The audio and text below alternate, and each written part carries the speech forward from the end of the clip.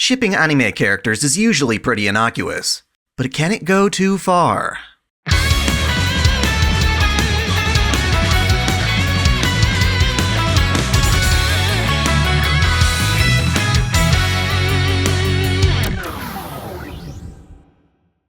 Welcome back to Otaku Daikun. Dai here. Today I want to talk about a handful of things related to the idea of owning one's fandom.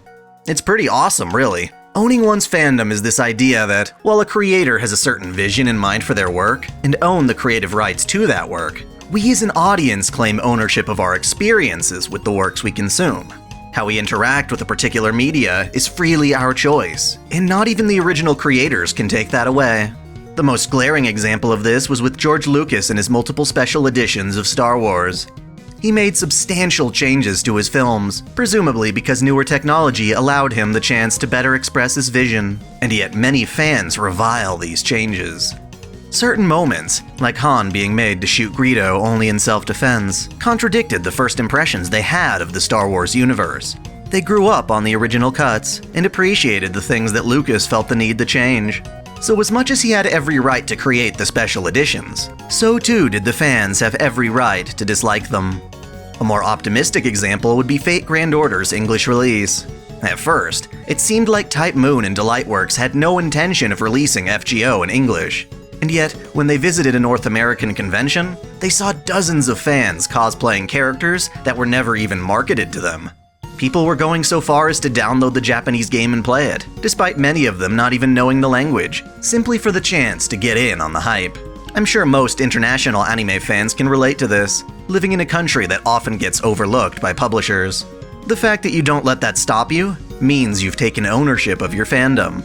Sadly, this can also dampen the experience for some works, because they're difficult to separate from the conditions of their release. Someone who plays Final Fantasy XV or Kingdom Hearts 3 at launch may have a negative experience with the game's lack of content or polish that pervades, even after patches and DLC accommodate the issue. Whereas latecomers to these games may not share that hollow experience. Sometimes, an objectively amazing game like Tokyo Mirage Sessions simply cannot escape from its controversial censorship, as it pressures players to boycott the game to stick up for their principles.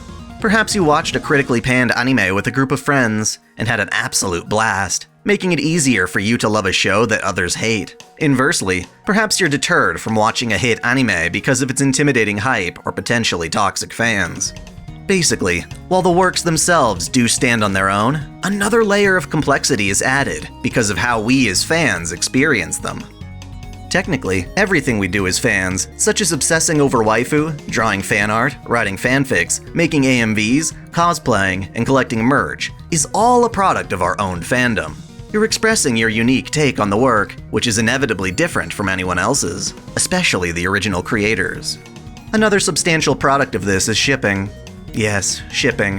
When fans elect to support or condone certain intimate pairings of two or more fictional characters. Much like declaring one's waifu, fans establish and fantasize about their favorite ships as another way of owning their fandom and connecting with an anime on a deeper level. That said, some people take their shipping very seriously, and because of that, I want to try and break down the complexity of this phenomenon. There are obviously different tiers of ships. Many of them I'd consider canonical ships, ships where the couples officially enter into a romance during the course of their stories. Examples of this would be Kirito and Asuna from Sword Art Online, and Haruka and Michiru from Sailor Moon. The benefit of these ships is that they're supported by the original creators, and as a result we get to see them thoroughly developed in official media. Sometimes these ships are a key part of a work, such as dating sims and visual novels based around players pursuing one possible relationship over another. Shipping a certain couple helps unite fans with others who have similar tastes, or give them an opportunity to uniquely express their preferences. Next are what I'd call baited ships. These are relationships that are never officially confirmed within a story, but are also never officially denied. Thus, fans will latch on to subtext, hints, and their own fantasies in order to pair characters together. Oftentimes, this involves taking an otherwise benign interaction between characters and interpreting it as romantic. Many creators do this on purpose to stimulate their fans' imaginations, creating a deeper fandom without having to commit or compromise expectations. While the term bait seems rather deceptive, I feel the true motivation behind dropping these hints is to put control of these ships in the hands of fans, so that everyone can have their own interpretation. This is seen often in the Tales of games, which rarely feature canonical relationships. A character like Yuri Lowell, due to his lack of a specific preference, can be shipped with both Estelle and Judith, sometimes even with Flynn for the yaoi crowd. Fans of Tales of Zestiria have the option of interpreting the close friendship between Saray and Mikleo as either romantic or platonic. For those who ship the two boys, there are dozens of opportunities to imply a romance without the need to make it official. Sometimes, if a creator is open and active with their fanbase, they can get a feel for which ships are most popular, and intentionally confirm a relationship that was otherwise just bait.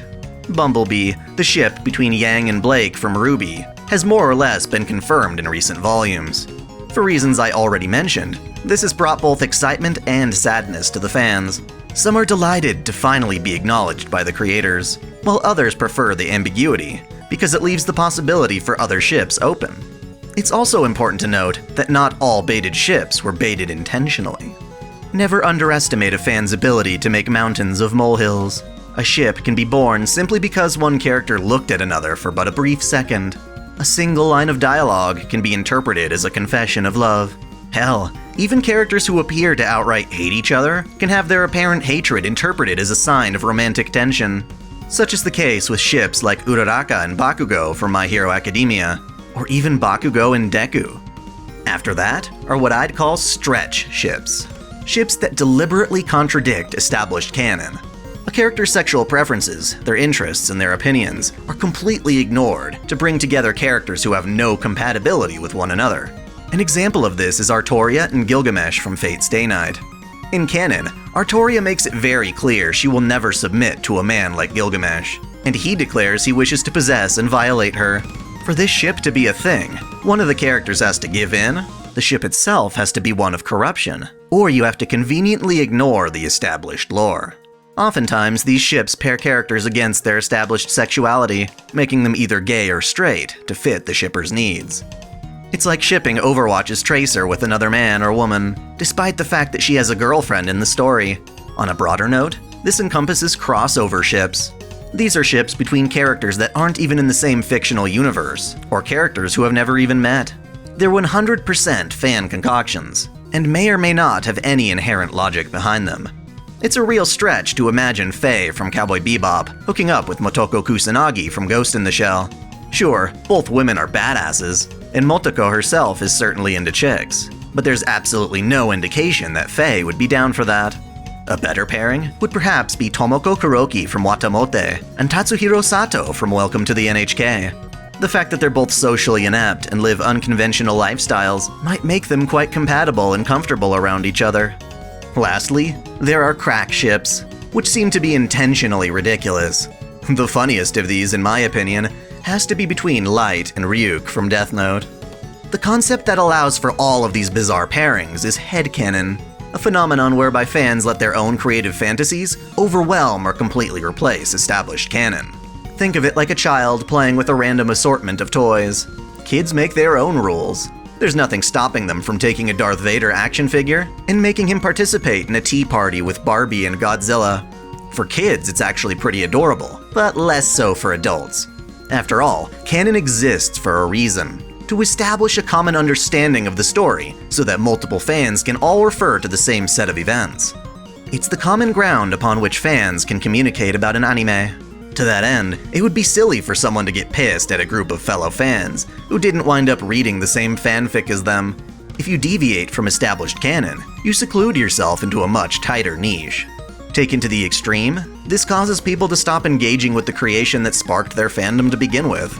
At its worst, it can lead to fans getting quite rabid, holding creators accountable for which ships are acknowledged. Such was the case for Darling in the Franxx, as its 14th episode saw Ichigo confess her love for and forcibly kiss the protagonist Hiro. Some fans who denied this pairing, in favor of Hiro and Zero 2, went as far as to send death threats to the show's creators. I find this pathetic, to say the least. Seemed clear as day to me that the creators were just trying to instill a bit of drama into the narrative, which ironically made it all the sweeter when Hiro resolves himself to be with Zero 2. A newer trend caused by Headcanon is transwashing characters. I don't know if it's out of desperation for diversity or what, but some fans are taking characters who in no way suggest or indicate that they're trans, and labeling them so. Chief among them is Bakugo from My Hero Academia. There is not a single canonical image or line of dialogue even suggesting he is transgender in any capacity. But that doesn't seem to matter to the hordes of people online, tweeting under the hashtag #TransBakugo and writing fanfics about the idea. It's not like anime doesn't feature trans characters either. I'll admit they're kinda rare. Certainly there's Magne from My Hero Academia, and Angela's mother Dahlia from Carol and Tuesday.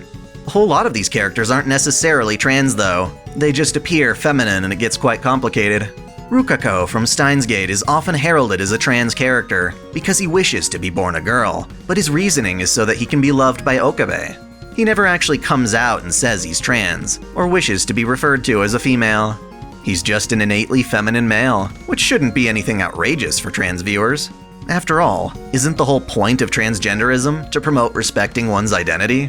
Hell, even the villains in My Hero Academia respect pronouns. This makes it weird when you've got people on Twitter suddenly deciding to refer to known females as he, while at the same time declaring in their bio to respect pronouns. To a certain degree, it's kind of insulting, drastically reinterpreting a character to conflict with how their creator made them. That said, there's nothing objectively wrong with transwashing characters in your own headcanon. It's how you own your fandom. If it empowers you to imagine Samus as a trans woman, go for it. Just be willing to acknowledge that this is all your own fantasy, and not a single other person on this planet needs to agree or cater to your interpretation. I actually intend to cover more of this kind of topic in an upcoming video that addresses how the Fate series handles gender and sexuality. I'm quite excited for it, and I hope you will be too. For now, what are your favorite or least favorite ships in anime? Do you hold any beliefs or interpretations of an anime that have yet to be officially recognized? How do you own your fandom? Thanks for watching! If you enjoy this channel, help me beat the algorithm by liking, commenting, and sharing the video, subscribing to Otaku Daikun, and most of all, smashing that notification bell as if it were your waifu. That way you'll never miss out on all of my anime content, lore videos, live streams, and Holy Waifu Wars polls. My vids are struggling to get featured, so that bell is absolutely critical. If you want to support me directly, check out my Patreon, or consider donating via Super Chat. And as always, celebrate your fandom.